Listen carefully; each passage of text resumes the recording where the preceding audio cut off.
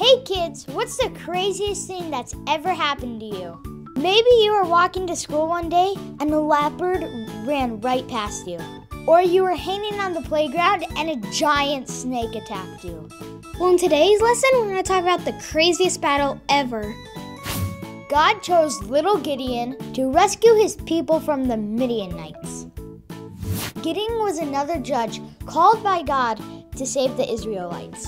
We called him Little Gideon because he's the weakest person in his whole family. So why would God use him to fight the Midianites? Even he was a little bit confused. Gideon was so nervous that he asked God to prove that he was the right guy. Gideon was sure God had made a mistake, so he asked him to prove it. So Gideon set some wool on the ground. He told God if the wool was wet in the morning, but the ground around it was dry, he would go to battle. But when God did that, he still wasn't convinced. So he asked God to do it again. But this time, he wanted the wool to be dry, but the ground to be wet. And God did just as he asked. So finally, Gideon was ready to go to battle. God made sure Gideon's army only had 300 men. Gideon's army had a whopping 32,000 men in it. But God said his army was too big. God wanted everyone to know that they won the battle because of him, not the size of the army. So he had Gideon send anyone home who was afraid. Then he went to the river and had the soldiers drink water. Anyone who drank directly from the water instead of cupping it with their hands was sent home too. But that only left 300 soldiers, but God said that was enough.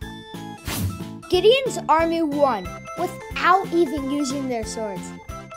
God told Gideon and his army to surround the Midianite camp and to break jars, blow horns, and yell our memory verse. A sword for the Lord and for Gideon. They followed God's instructions and the Midianites got really confused. And they all jumped up and started to fight each other. Gideon and his army had won the battle without even using their swords.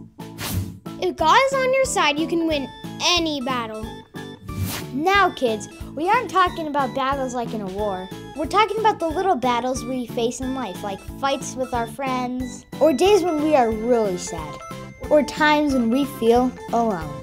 God is with you, and He'll help you overcome those hard battles, just like Gideon. So, kids, next time something crazy happens to you, remember this story. And remember, Gideon won this crazy battle with God, and we can win any battle we face with God, too.